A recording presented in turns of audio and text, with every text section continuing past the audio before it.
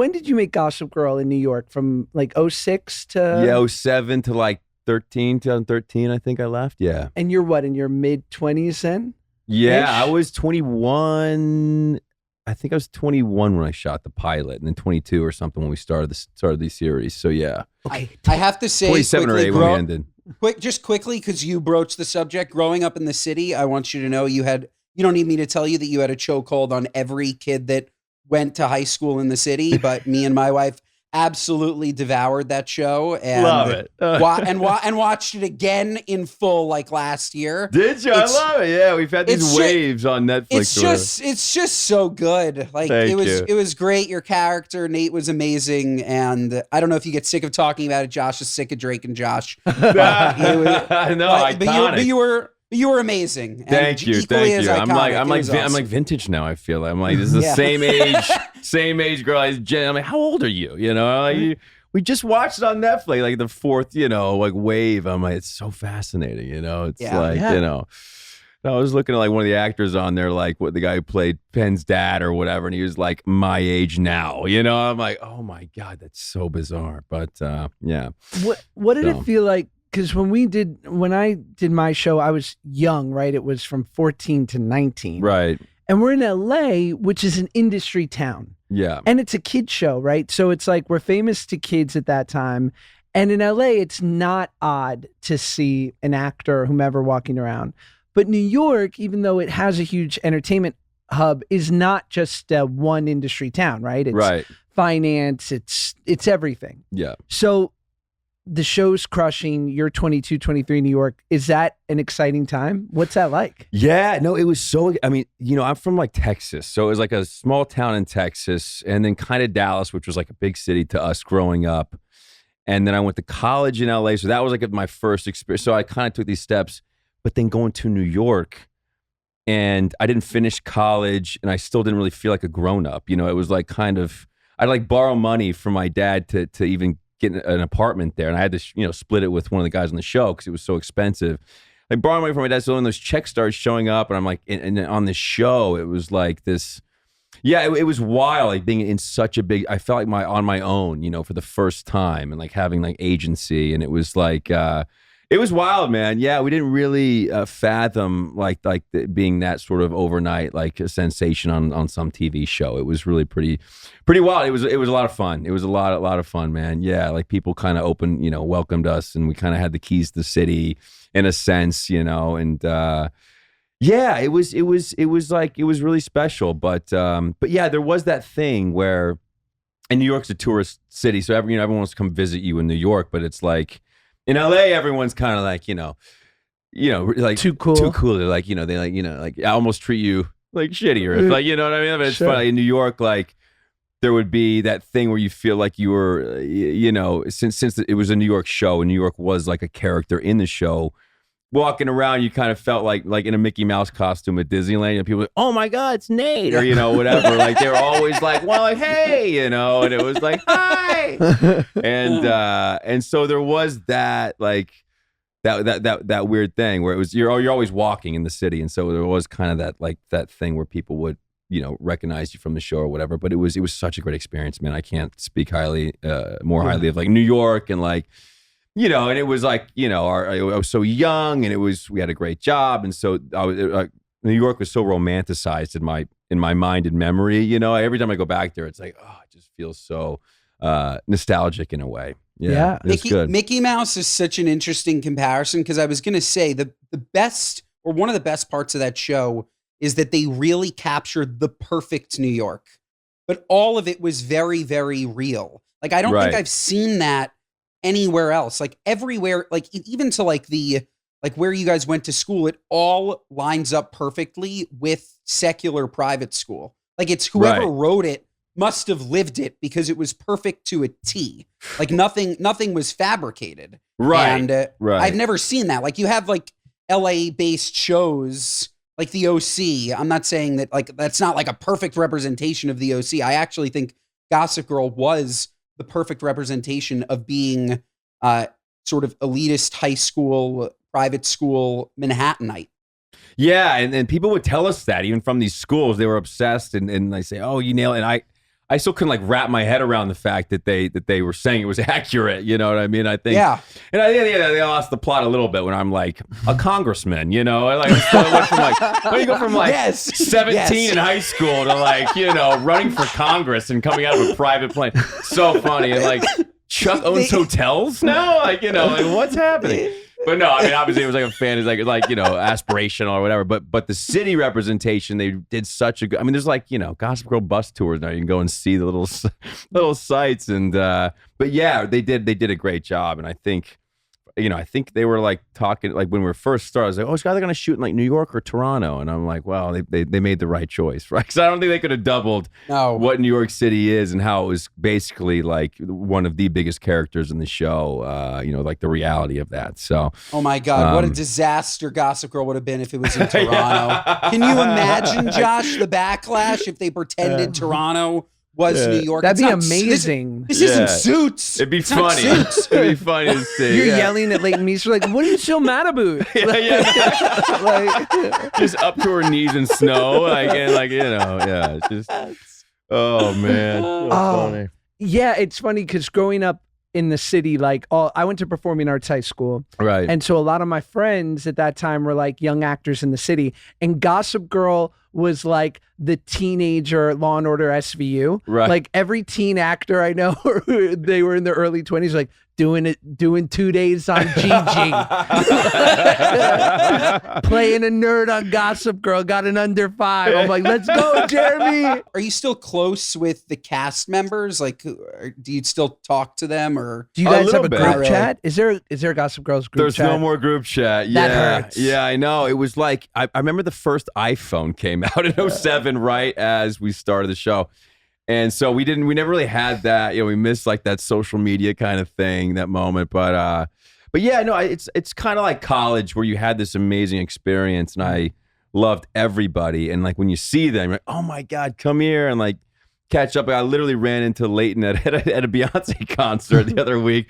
My girlfriend, like we whatever. I got taken to a Beyonce concert and then Leighton walks in and like it was so loud. We're like, what? How are you? Trying to catch up and then anyway, we ended up grabbing like breakfast like a couple of days later and chatted for like 3 hours almost, like catching up. And so it's like that, and she's awesome. She's in LA and I feel like half the, Penn and Blake, they live in New York. And so I'll still text with them occasionally and we'll try and get together. I'll run to Ed, he's living in London now. So it's everyone's like, spread out, has their family, has the kids. And so it's kind of like that, where you catch up when you can, Yeah, it's interesting. Like I have that with a few people, especially I did this show in Vancouver for a year over COVID.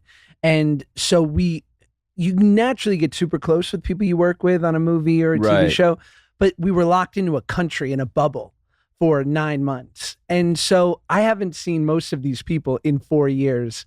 And yet we'll talk on the group chat. People will announce that someone's pregnant or whatever. That's so great, though. I feel such a love for these people that I don't think could have been accomplished if it wasn't like, it's like a camp relationship. It's is like camp, isn't it? Steroid, bonding on steroids, right? But as we get older, we need those group I mean, you can say what you want. Like some people hate them, but like, it's fun to see that group chat get fired up from something like that. A really good experience with these people you had, right? Yeah. I mean, and like you feel that love. Like that's nice. Like I wish we got the boys group chat going. That's still rocking. But there's no GG group chat. We missed that boat. Some Sorry, I was just gonna say. Some Comic-Con kids just heard that there's a boys group chat and finish the climax.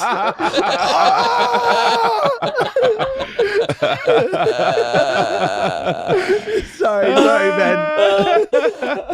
I was just gonna say I love a group chat, but you also got to know when the group chat. There are long-term group chats and there are short-term. Like I have people that are still like replying to a bachelor party group chat. It's like, dude, it's enough. We've been back from the bachelor party for 9 months. Yeah, we met for 3 days.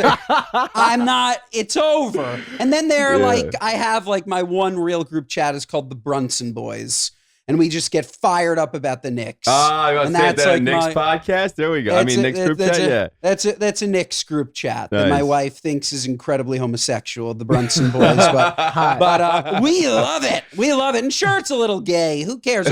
Or the Knicks call it zesty. Yeah. Carl Anthony Towns is zesty. Zesty.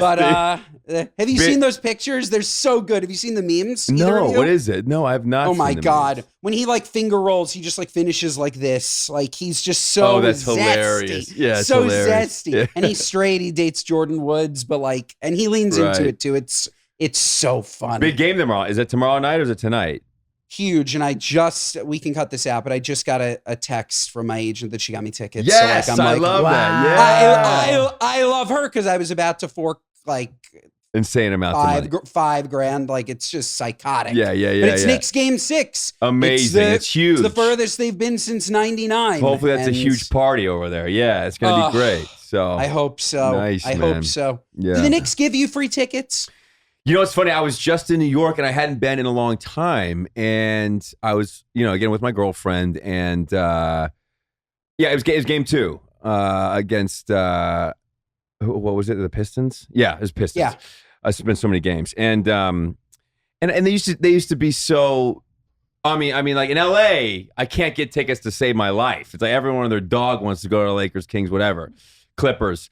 But in New York, like Gospel, I used to be hot shit. You could get like the Rangers games, you could get good tickets, Knicks. So I hit up Stephanie, my manager. I was like, hey, don't want to be like a pain in the ass, but like, is there any way to maybe reach out? Those VIP people, like the nice, cool suite or whatever, and they put in the request, and then they came through with the tickets. It was incredible. Sick. Yeah, it was Sick. incredible. There's nothing like the Garden. It's just nothing like that energy. So Josh, this is the good pull. Yeah. This is the good playoffs. On the game wood. 2 at Yeah. the Garden. yeah, Josh and I always joke, like, if you even sniff an extra on SVU, the Garden will throw you tickets. but if you haven't touched regular TV, it's go fuck yourself. I only get given tickets when Josh is in town, and they still stick us in the 13th row. The Garden needs to do better. And if Timothy Chalamet there, he's just absorbs all the gravity of all the cameras. So you don't have to worry about. You're not going to get put up on the jumbo. I mean, it's all Timothy, over there. Can we talk about Timothy Chalamet, who is just, I don't know if you've He's seen Josh. incredible. He's replaced Spike Lee as the Knicks fan. Like, Right. Spike Lee missed one game. He went to the Met Gala, Right. and that's it. He's out. Spike is out. Timothy was on the road. He's on the road. Gone to He's traveling. Yeah. He's traveling. He's sitting front row at every game. He's crushing it. Yeah. Wow. He's living the life. I mean, Living the life. I get field side tickets for the LA Galaxy. I know, I'm just kidding. And it's a nice time, MLS soccer guys, fucking get on board. But let me ask you guys this too, because like obviously it's a great, wonderful, like, who am I to talk crap about a beautiful freebie, a blessing like this?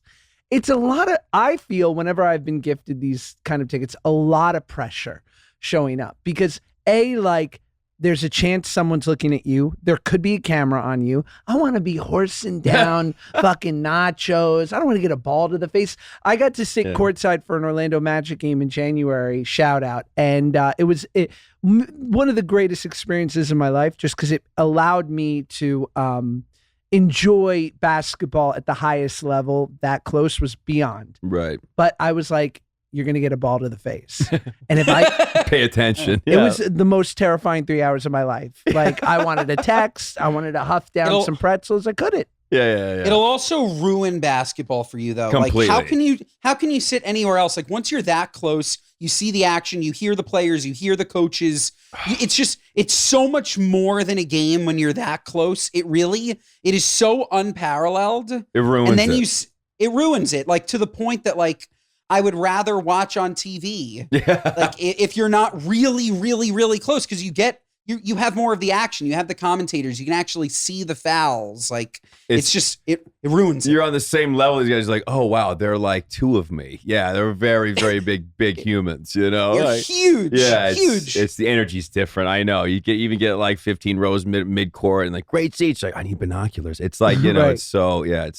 it ruins you for sure. Did you ever play in any of these celebrity basketball games? No basketball. I'm terrible at basketball. Yeah, I played in a few like celebrity charity type event. I mean golf charity type events things which are fun but still nerve-wracking. I mean even like the basketball thing I'm sure is nerve-wracking. Have you played in any of that stuff? Yeah. It's like probably nerve-wracking, right? I mean I was like, thank God I was under the influence. I wasn't sober yet. Yeah, it was right. great. And so like I wasn't really in my body for 4.5 years. But I'm just like, hey, like think quick, Brody Jenner. Like, I'm just like so stupid. And like Baron Davis is screaming at me. I'm like, Baron, really? It's like, you know, I'm like, I'm being defended by a guy in the 9th season of Survivor. Yeah. Everyone can get fucked.